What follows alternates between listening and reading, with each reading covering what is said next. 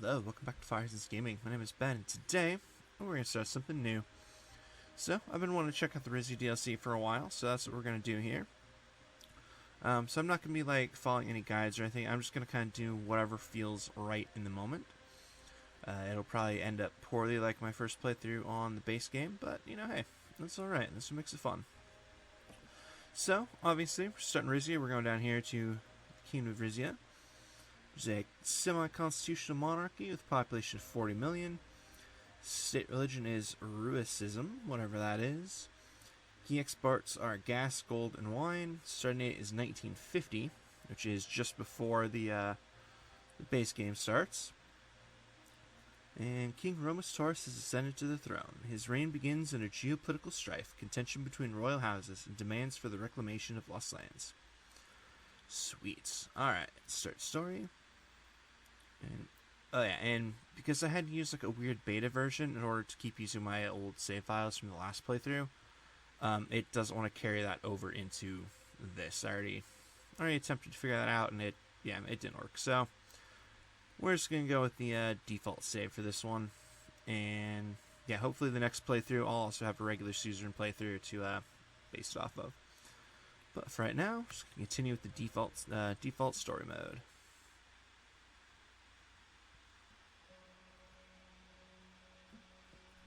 Monarch, your reign and your abode, your scepter and the orb you hold, even the ground on which you trod, all will be dust when you are cold. Victor Hugo.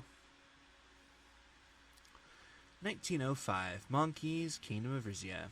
You opened your eyes to this realm. Becoming a king was never your choice. Well, let's go with that one for now. It was your birthright. From a young age, you knew you were no ordinary child. You were Romus Taurus, grandson of Queen Liza, ruler of all of Rizia, son of Crown Prince Valero, the Duke of Valenkiris. For most of the year, you lived with your father Valero and your mother Estella in a lavish palace atop the cliff's monkeys. Each summer, though, you...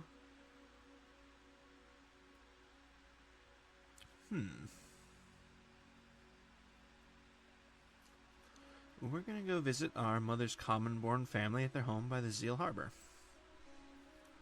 Your grandparents were fisher people of modest means, and staying with them helped you feel grounded. Nice. Every autumn you return home a little wiser. That sounds like the good one there.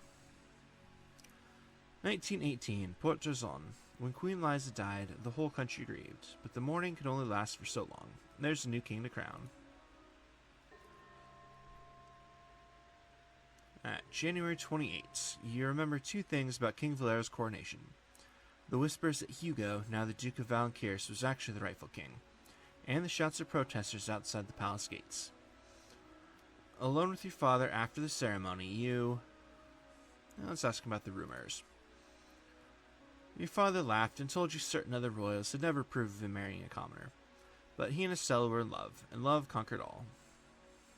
Yeah, okay, we'll just believe him, why not? 1920. Life in Port Jason was less exciting than you expected. You were tutored privately and rarely had contact with non-royals.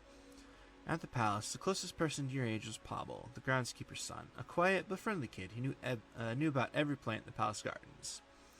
You quickly became close friends. Alright, 1923. When you came of age, your father invited you to start sitting in on royal council meetings. You... I think we're going to go to university. At the prestigious University of Isa, you studied history, politics, and economics to prepare for your eventual reign. In one of your classes, an argument broke out about Pales, a former part of Rizia that had long belonged to the Empire of Valgos. Now that the Empire had fallen, your father's government was launching a military campaign to take the newly independent region back. You... thought it was a lost cause. I don't see why we should invade another country. Alright, 1925. War and Uncertainty. As you continued your studies, the Reclamation War dragged on. It seemed like an easy victory until your northern neighbor Lespia got involved, sending weapons and financial aid to Pales. Protests against the war sprouted up on campus. You... we'll keep going with the peaceful route. Ask your father to stop the bloodshed.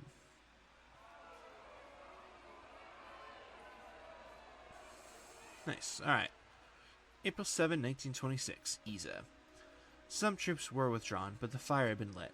The next day, class was interrupted by the announcement that the Navy had mutinied. Bloody clashes between pro and anti-monarchists were erupting across the country. The century of revolutions had reached Rizia at last. The king insisted he be driven back to the capital immediately. As you left Isa city limits, though, an unmarked car swerved in front of you, blocking the road. A trio of masked men with guns jumped out, quickly overpowered your guards, and forced you out of the vehicle. I'd like to run away, but, well, I mean, I guess they won't kill me. But I doubt we'd get away anyway, so we'll comply. He recognized one of their voices, Lucas Sazon, Duke of Brainas and the head of Rizia's Third Royal House. A hood went over your head. Then darkness. It's pretty brazen having the actual Duke kidnapping you, but okay.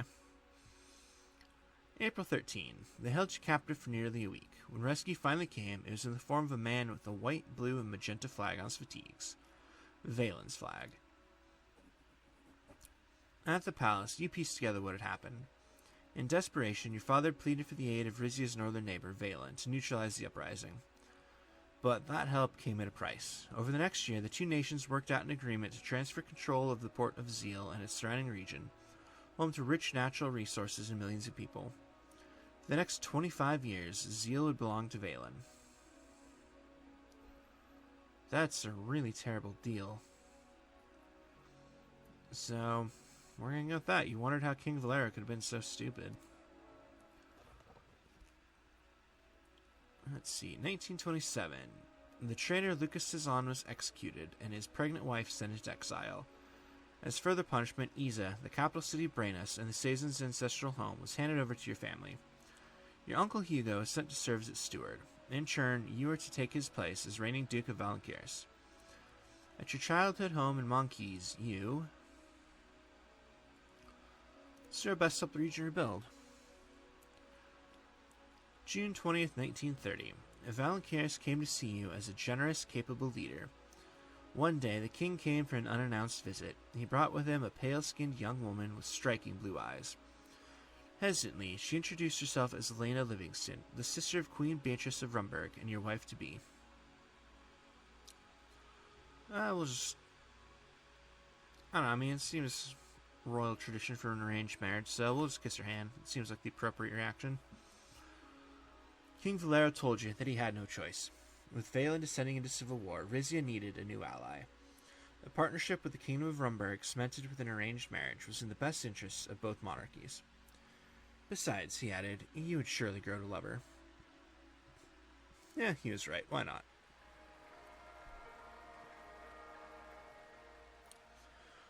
March 1st, 1932, a family man. You and Lena began having hours-long conversations about your royal upbringing's hopes and dreams. By the time you lifted her veil, you knew it was true love. The years after your wedding and the birth of your daughter Vina were the happiest of your life. The only trouble was...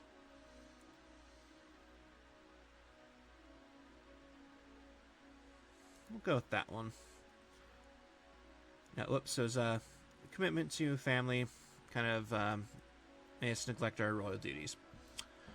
Let's see, so March 1st, 1933. With Rumburg's help, Rizia's economy bounced back to levels it hadn't seen since the glory days of Queen Liza. Wealthy Rumburgians started moving to the cities, so did economic migrants from neighboring Morella and Dirtia, and Vazik seeking asylum from the Civil War. Let's see, we're going to celebrate Rizia's new diversity. Let's see, 1939. Many of the foreigners ended up in the province of Brainas, where a nationalist movement called Su Omina began demanding that the king put Rizia above all. As Duke of Isa, your uncle Hugo turned a blind eye to Su Omina's activities, while his teenage son Ricardus became a vocal supporter. Eventually Ricardus, better known as Rico, approached you about speaking at one of the group's rallies. I'm going to refuse. I'm not going to be racist. At least, try not to, anyway. You distanced yourself from the organization and from Rico. Your uncle was displeased, but said nothing. A few years passed. 1942, Port Jazan, Dark Horizons. You slowly realized that the uprising had broken something in your father. He began neglecting his duties as he became increasingly preoccupied with threats, both real and imaginary. Outside the country, he gained a new nickname, Valero the Frail. You found yourself under more and more pressure to make up for your father's shortcomings. Lena was patient and understanding, one of the many things he loved about her. For her 10th birthday, Vina asked to go on a sailing trip with the two of you. You happily came along. Why not? May 20th. In the middle of the Gulf of Valenkiris, the weather turned unexpectedly stormy. When the captain tried to turn the boat around, it was hit by a breaking wave and cracked in half. The Coast Guard got to you and your daughter on time, but by the time they pulled Lena out, she was barely breathing. They rushed her to the hospital. She died holding your hand. I mean, I will say, it's probably a good thing that we went with them, because at least that way they were together. I don't know. You were devastated. After the funeral, your mother Estelle came to visit and found you hardly able to function. She promptly moved in to help out with Vina. Hugo suggested you turn to Ruis's and Rizia's official religion to cope with your loss. If anything, you became less of a believer. 1946. Meanwhile, the situation in the capital worsened. Rizian nationalists continued to protest the loss of zeal in the country's increasing diversity. Rumors spread that an anti-monarchist movement was beginning to grow once more. Your father called Hugo back from Isa to keep an eye on his council.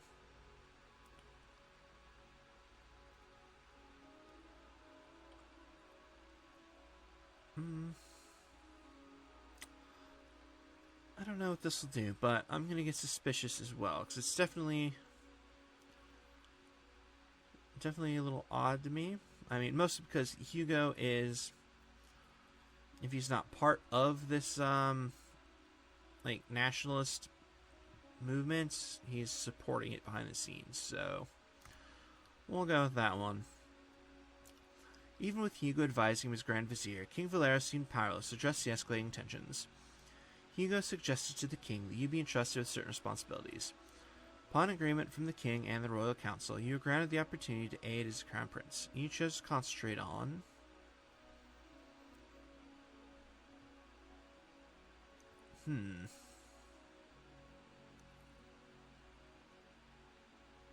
I think we're going to go with extraction of oil, coal, and gas. Nothing else helping to build the economy is usually a good thing. Alright, 1948. Outsiders also took notice of the king's decline. One of them was Axel Reinhardt, the new ruler of the Grand Duchy of Pales. He sent you an invitation to visit him on two conditions. You would go alone without your father's knowledge. We'll go for it. Yeah, we'll accept. It was your first time in Pales since childhood. You're surprised at how modern everything seemed now. Duke Reinhardt welcomed you to his palace. He said he was hoping to re-establish relations with Rizia once he became king. We'll go with the bottom option here. You agreed that a thaw between Rizia and Pales could be lucrative on both sides. The Duke was satisfied with your answer. You spent the next few days getting to know him and the duchy better. Afterwards, you...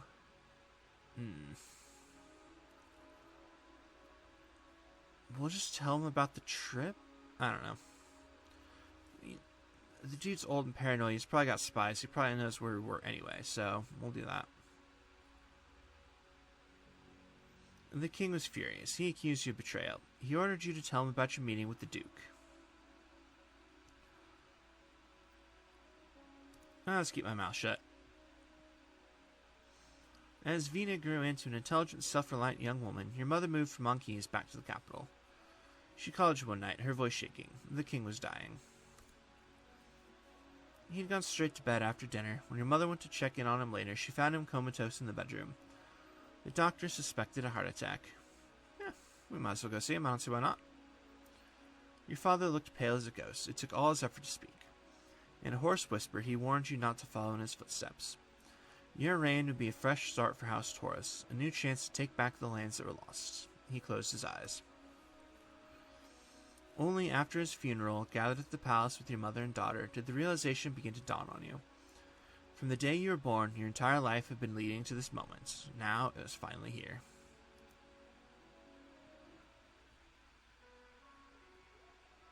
Chapter 1, King Romus.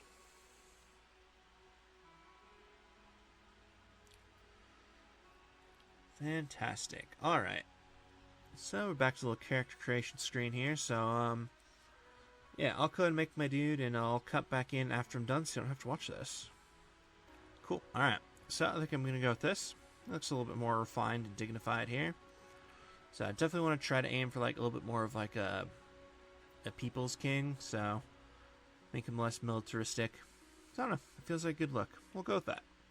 Yes. Alright, cool. Strategic Focus Selection Panel. As King Romus Taurus, you have extensive power to enact and shape the course of the Golden Kingdom. By choosing different focus options, you can gain different strategic advantages. Awesome. So this would be basically like the campaign promises from the base game. So, government structure and tension. Opting for absolutism would solidify monarchic traditions within House Taurus, while considering reform aligns with House Sazin and the Rizian People's Party, signaling a shift towards wider civic participation and resource redistribution. Conversely, the status quo upholds the current balance of power and provincial autonomy. Cool. Well, I'm going to go with reform. That just feels right to me for right now. Let's see. Economic strategy. A focus on strengthening our resource economy involves leveraging natural assets, safeguarding long-term energy commitments. Alternatively, diversifying the economy beyond resource reliance aims for a balanced financial landscape and mitigating over-reliance risks. A mixed strategy offers more flexibility. I'm going to go with the mixed approach because it also just kind of feels right. Let's see. Foreign affairs strategy. The kingdom faces new diplomatic choices. Interventionism encourages active military involvement, while appeasement aims to strengthen ties with Valen and Rumberg's monarchy. Alternatively, you could choose a third way, forming regional alliances with Dirtia, Pales, and Morella to avoid major powers. Well, I already made a promise with the King of Pales I was going to work with him when I became king, so I'm going to go with that. And military branch focus. Rizian Air Force. A shift in focus to the Rizian Royal Air Force could position us for potential aerial superiority. By exploring advanced pilot training and considering the expansion of our bomber fleet, we might enhance our capabilities for precision strikes and extend our bombing operational reach. That's -1 budget, +1 airstrike, +1 paratrooper unit.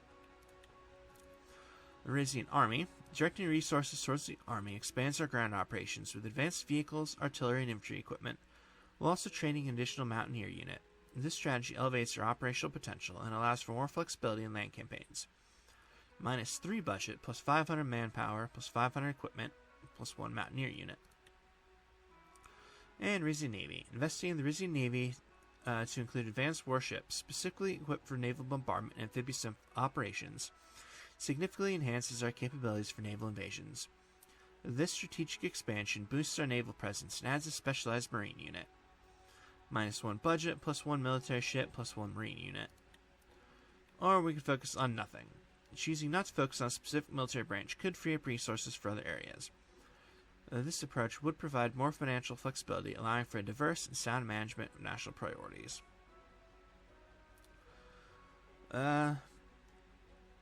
I mean, I would prefer not to focus on the military at all right now, so I'm going to go with that. Plus gives us +1 budget, which is always good.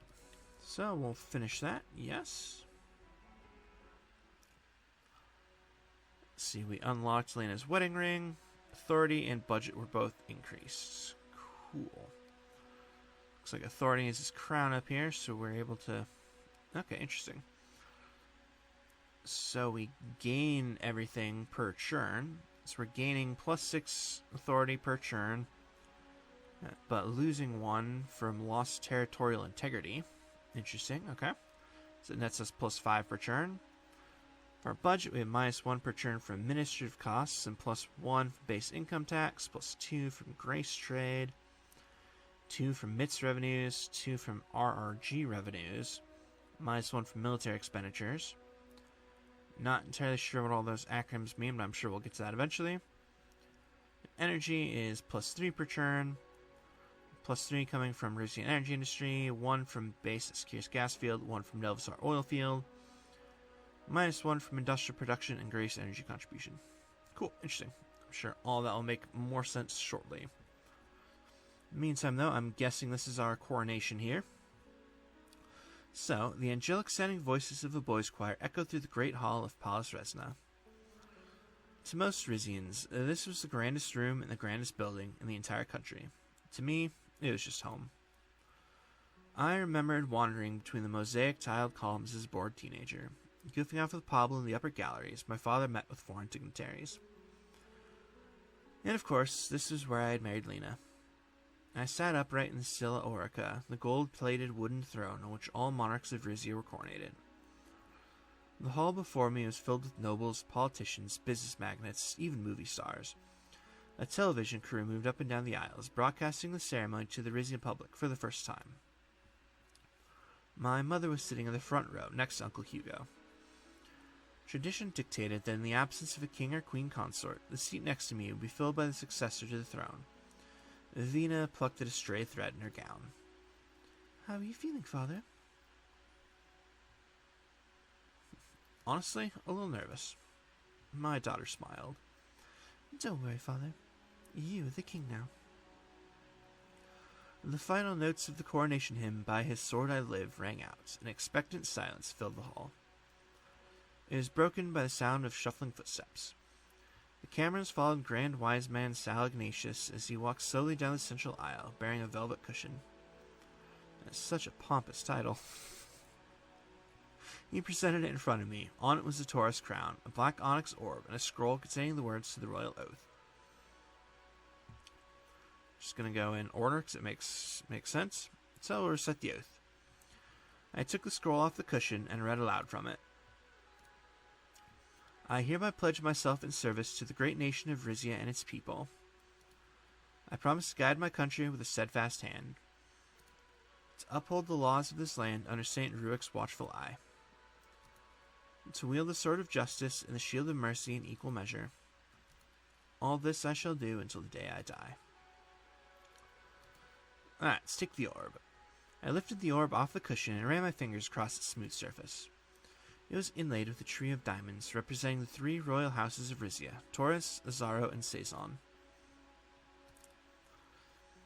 I gazed at the Taurus crown, forged when my family took the throne 150 years ago. It was made of pure gold, adorned with two twisting spires resembling bull's horns. I caught my mother's eye. She gave me a conspiratorial wink. "May Saint Ruick fill you with his Holy Spirit on this day, as he did your ancestors before you." With trembling hands, Grand Wise Man Ignatius lifted the crown off the cushion. I could spot a gray hair still clinging to its inner rim, my father's. "May you keep the promises you have made before God and your people." The crown came down on my head. Its heaviness surprised me. "By the divine power vested in me, I proclaim you sovereign king of Rizia. Arise, King Romus." I stood, and the choir broke into "On Shores of Gold," the Rizian national anthem. According to royal tradition, this is my signal to march down the aisle and up to the palace balcony to greet the public.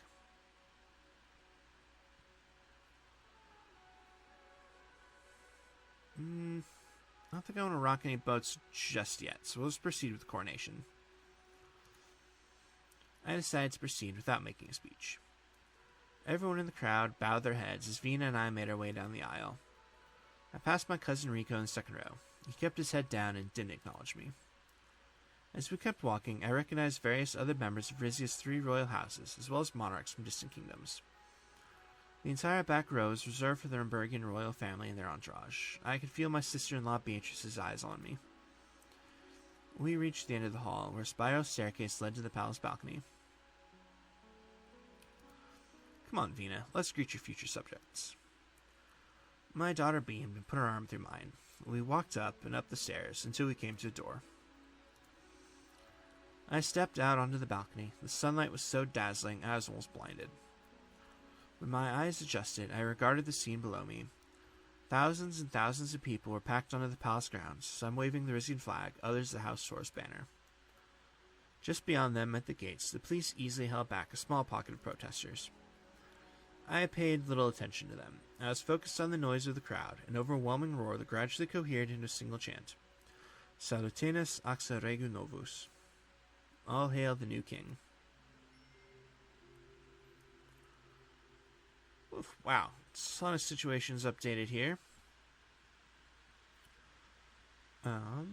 Yeah, let's actually go and take a look at all our policies and situations here real quick, just because obviously it's a new game. I have no idea what's going on here. Woo. Perfectly without flying to the edge of the map. Alright, let's see. So, military policies. We have military conscription, provincial division obligations, Rizian Armed Forces, Folce Dator Military Industrial Complex, and Pales Administrative District Border Fortifications. Cool. Kind of click through all these if you want to pause it and read everything. Alright, so there's all those. Alright, then situations. Red situations, we have heavy reliance on foreign equipment, division-sized mobile forces, and a small Rizian fleet. Our, I guess, neutral situations are waning combat experience, adequately trained officer corps, lack of naval interdiction capability, lack of short to medium range missiles, lack of modern bombers, a half-full military equipment stockpile, average military manpower pool, paratrooper brigade, and small marine division. There's a lot of those there, geez. We only have 2 green situations, monarchist fighting traditions, and a large mountaineer corps. That's kind of cool. Alright, let's move over to the law policies. Wow, there's a lot here.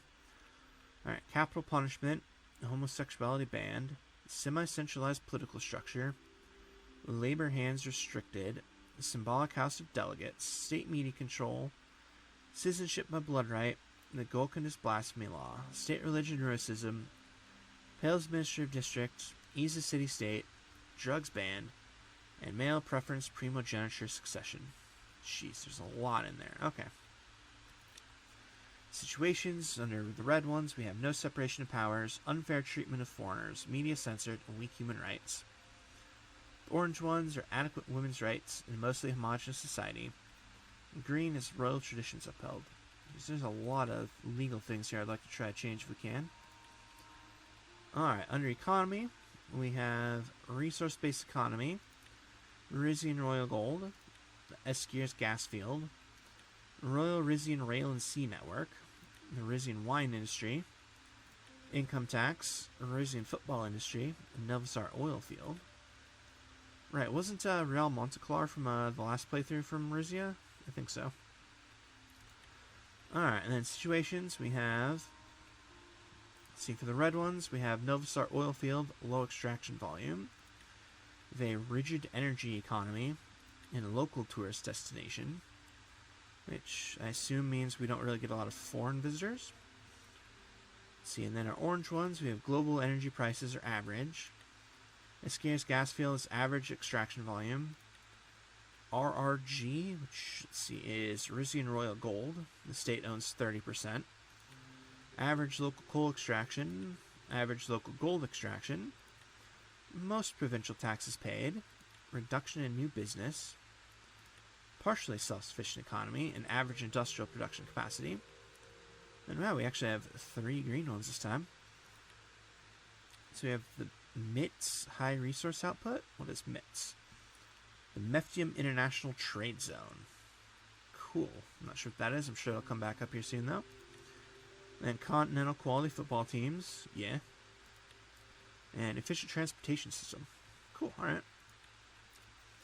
Let's see. Under our welfare policies, we have Lysian Welfare Traditions. Which looks like compulsory education for all children, open doors for women to pursue education and careers. Cool, yeah. I like that. Landlord favoring tenant laws, which I don't like that. Let's see, market-driven housing, fully state-owned health and education institutions, nice. No drug addiction treatment, that's not good. Then under situations, we have denial of access to Golconda's places of worship and horrible workers' rights. Jeez, okay. And as red situations, and overcrowding at Dastner's places of worship, lack of affordable housing, average living standards, restriction of welfare services for Golcondists, an average amount of illegal substance abuse. Okay. Those are all neutral, I guess. And then good welfare state is our only green one. Then under our order policies, we have Golden Guard Brigade, which I'm guessing is like the King's Guard. Answer only to the Monarch. Yep. Then a Rizian Police Force. Is that a nationalized police force? I'm guessing. It seems like it. Yeah, centralized law enforcement agency. Cool.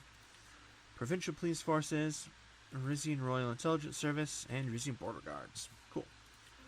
Situations, we have ineffective foreign intelligence, weak border security, lack of order in the city-state of Iza as red, limited King's Guard force, some autonomous provincial policing, Su Omina activities increase, mild non-violent resistance in Brainus, and persistent drug trade as orange ones.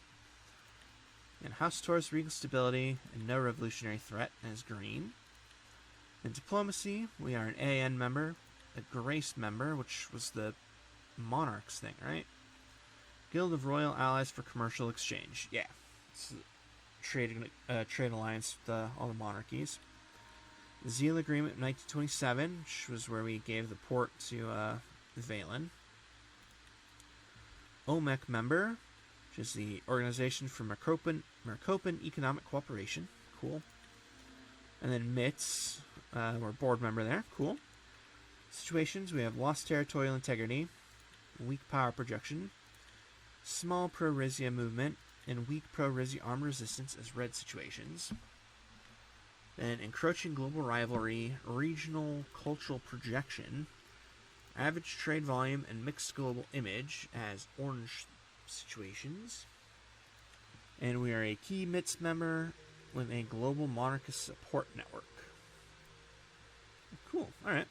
That all sounds fantastic. Let's see here. This video is already a little long, but I think I'm going to keep going for right now. So let's go and check out all these reports here. So let's start in Salabes. We'll go with that.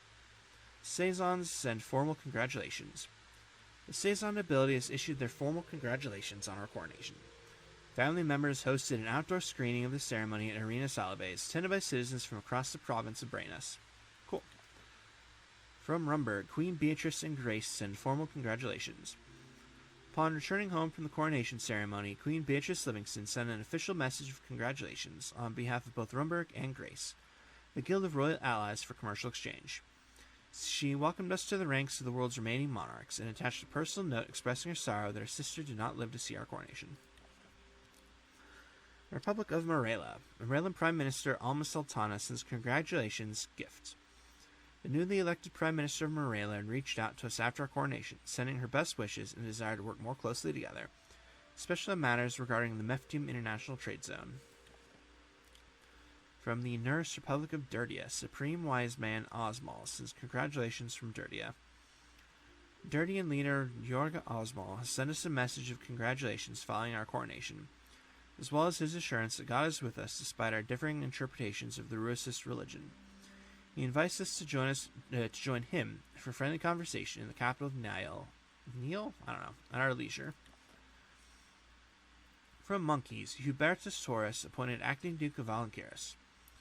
With the governing seat of Monkeys open after our ascension to the throne, it was decided that our cousin Hubertus, the closest Taurus relative living in the province, would assume the position until if and when Princess Vina is appointed Duchess. In a private message, he sent his assurances that he and his family would remain servants of the king. And from Monteclar, a coronation honored at Camp Domus.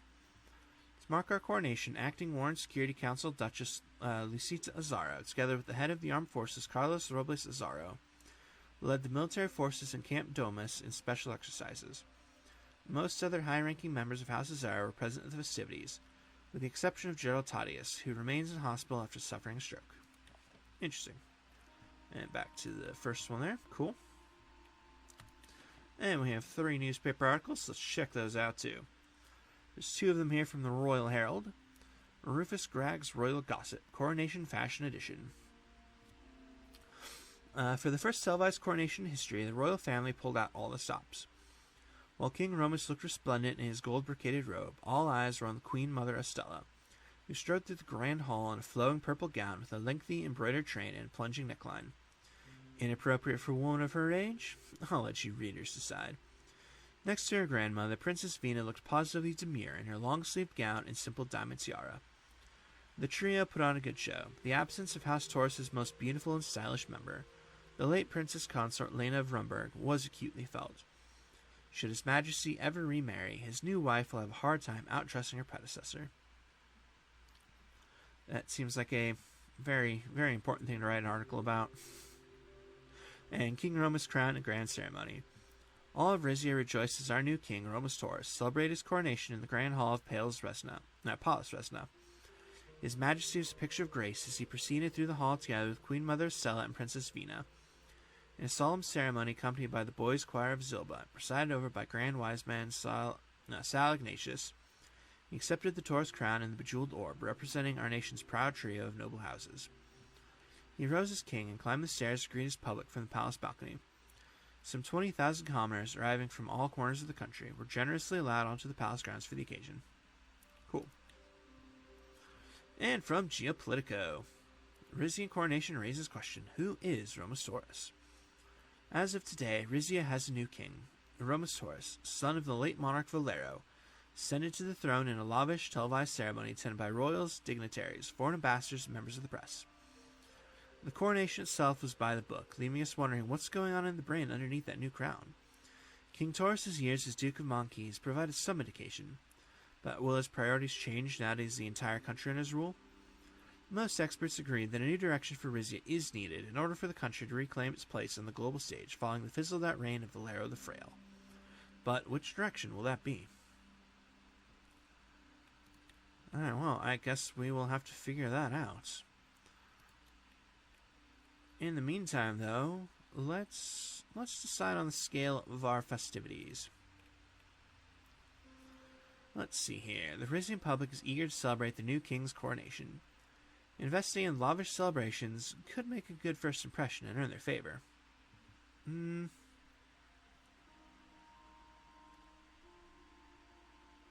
mean, we're making money every churn, it looks like. Up to potentially 25 budget per churn. Wow, okay. So I think I'm going to go all out. Parades, banquets, and balls in all cities. -2 budget, +1 authority. Why not? Let's do it. Let's see, you got some new country relationships. Can I click on that? Ew, okay, that's cool. I don't know. Okay, relations are neutral. Okay, so I don't think that made any real difference. But cool, I don't think I knew you could do that. I don't know, maybe I did. See, oh, nice, right, yeah, it's still Evelyn, Alfonso, and Swordland. Cool. Wayland, ATO, CSP, Meftum International Trade Zone. Okay, cool. So these are basically just like extra codex entry, it looks like. I don't know, I'm just going to keep clicking through them. Drug trafficking ring and House Stays and Governor. Okay. Oh, cool. All right, so this is like all of our little regions in the country too. Nice. Okay. Nice. That's actually kind of cool. All right. Wow, there's a lot of these too. Plus codex entries for everything. Alright, interesting. Keep clicking through them. If you want to pause it and read it, go for it. I'm just kind of curious how many there are at this point.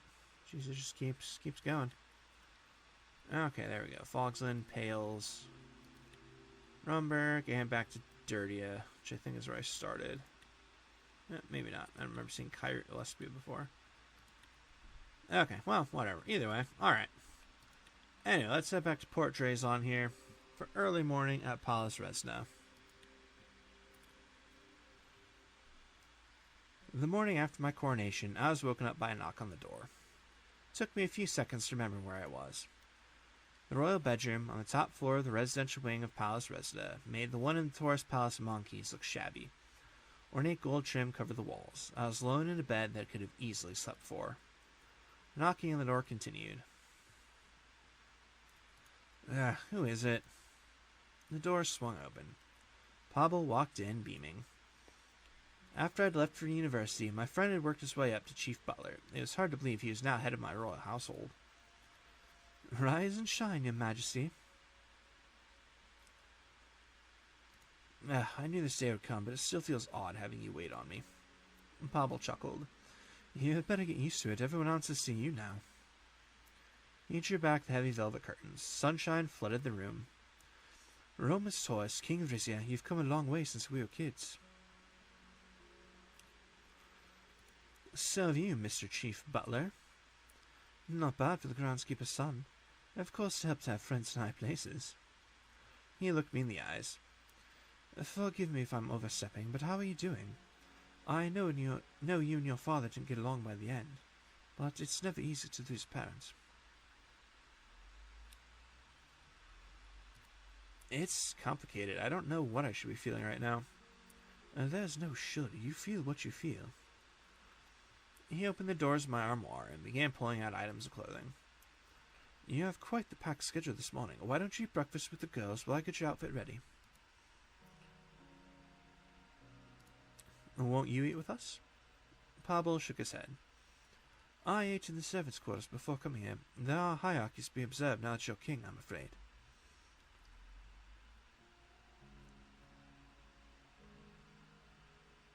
I'll go with that one. Hierarchies are meant to be broken. You're the head butler, not a common scullery maid. I insist you join us next time. If the king commands it, I can hardly refuse. I haven't forgotten. Be mare volu un oxit solo. I recognized the slogan we'd made up as kids. Two tides rise, one sun sets. Thanks, Pavel. Let's catch up later.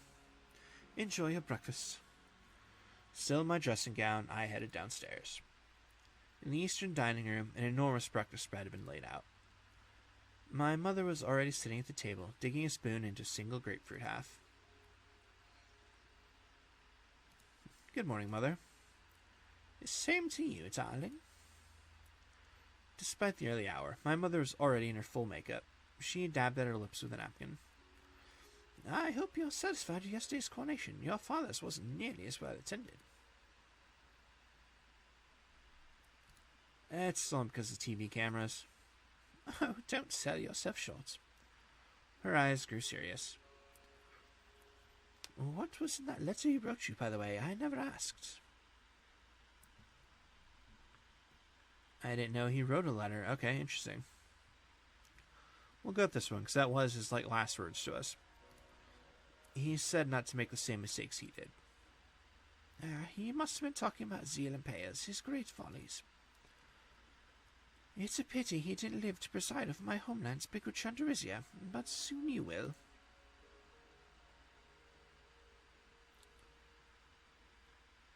Only a year to go until the treaty expires. I'm looking forward to that day. But don't let my nattering on keep you from eating. A king needs energy. She handed me a Rosetta, the traditional rice and quince custard tart. The crust was exceptionally flaky. Just then, Vina came bounding down the stairs. Isn't it a lovely morning? My daughter gave a kiss on the cheek to Mother, then me. I nearly got lost on the way here. Grandma, why didn't you tell me this place had such a big library? Because I didn't want you holed up in there all the time. The grandmother's got to see her granddaughter every so often, you know. Vina eagerly took a plate and started piling it high with pastries. My mother clicked her tongue disapprovingly. Not too many of those. The sweeter the taste, the wider the waist. Don't you agree, Romus?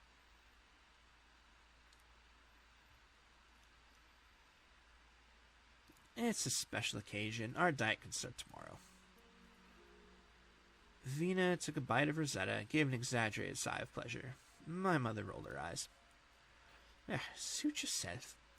Now, if anyone in this place could make a halfway decent strudel, that would be worth ruining one's figure for. We ate for a while in silence. Vina looked lost in thought. Finally, she spoke up. Father, I wanted to ask you something. You know that I'm 18 now.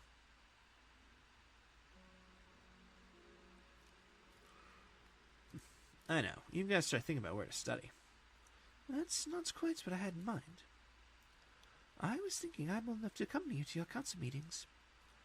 It's unusual for a female heir to join the council, I know, but didn't you do the same when you were my age?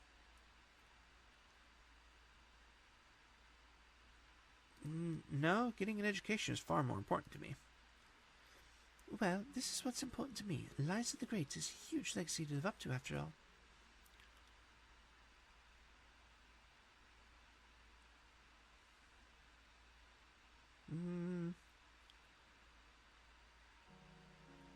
Let's go with that one.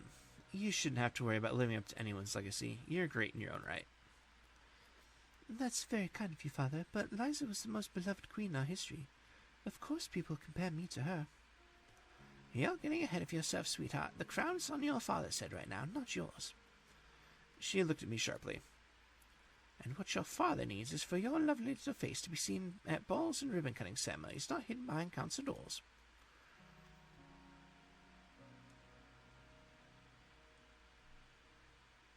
Let's go with this one. That's an outdated image of a princess, isn't it? If Vina wants to get involved in politics, I don't see why I shouldn't let her. It would mean the world to me, Father. You want to spend the best years of your life cooped up in that den of snakes? The council isn't some wise, all-knowing entity. Everyone on it's only looking after their own house and their own stature. And God help you if you get in the way of either of those.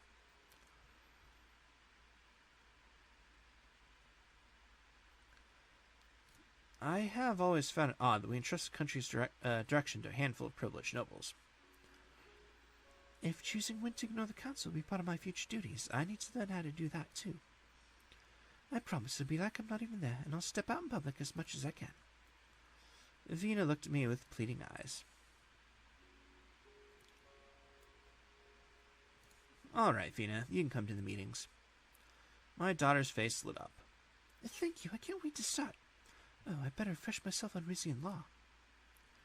She pushed her plate away and dashed back up the stairs. Once she was gone, my mother lit a cigarette. You do realize there should be nothing but a liability to you in that room. She's heir apparent. It'll be a good education for her. I hope you're right. The clock struck 9:15. My first council meeting was starting soon. I excused myself from the table. As I was leaving the dining room, my mother cleared her throat. He always believed you'd make a good king, you know, even if he didn't always show it. Thanks for saying that. I headed back upstairs to fetch Vina. It was almost time to go. Fantastic. Alright. Well, that honestly feels like as good of a place as any to go and call for today. So, as always, thank you very much for watching, and I hope to see you all next time.